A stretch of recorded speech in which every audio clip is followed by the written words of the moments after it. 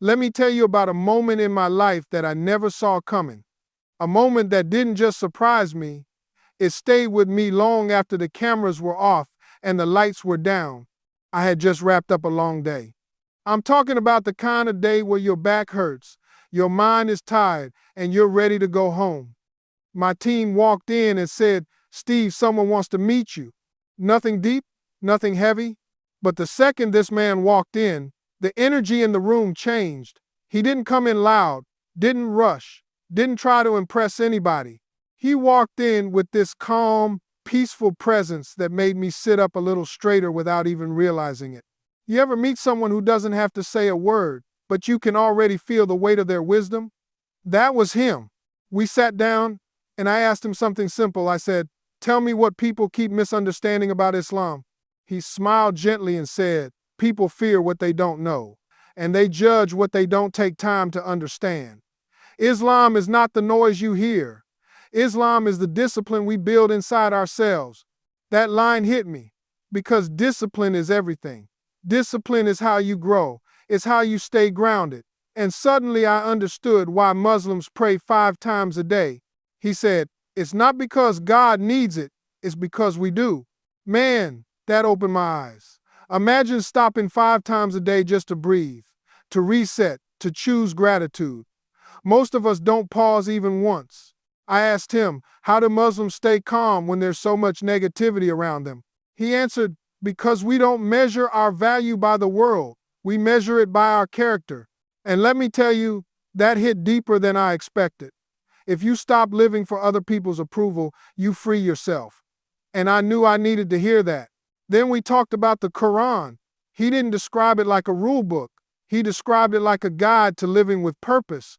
He said the Quran calls believers to seek knowledge, to speak truth, to stay patient, to be just even when it's hard. And as he spoke, I realized this wasn't just religion. This was discipline. This was character. This was growth. At one point I asked him, "What's the biggest lesson your faith taught you?" And he said, "To control the tongue." I laughed and said, "Brother, I talk for a living." He smiled and said, "Words can build people or break them. A believer learns to choose words that heal." Right then, I thought about all the times I reacted too fast, all the times I wished I'd paused before speaking. That lesson was for me, no doubt about it. He also talked about humility. He said Islam teaches that pride closes your heart and humility opens it. When you remember you came from dust and you'll go back to dust, ego starts to look pretty silly. And I sat there thinking, this man carries humility like it's part of his skin. And maybe that's why his presence felt so calm. Before he left, I asked him, "What do you wish people truly understood about Muslims?" He said, that Islam is mercy. Our prophet taught us to forgive, to lift people, to give more than we take, and to bring peace wherever we can. And he said it in a way that came straight from the heart, not as a performance, not as a speech, but as a lived truth. When he walked out, I stayed in that quiet room for a long moment. It felt like I had just been in a conversation I didn't know I needed. It wasn't about converting. It wasn't about debating.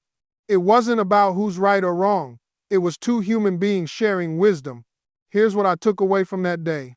Never judge a faith by the people who misunderstand it. Never judge a community by the loudest voices. Never judge a message without reading it yourself. Because when you sit with someone who truly lives their faith, you find peace, you find kindness, you find understanding. So let this be a reminder. Open your mind, open your heart. Let curiosity replace fear. Let knowledge replace assumptions. Let listening replace judging. That conversation didn't just teach me something, it changed me. And that's why I'm sharing it with you today.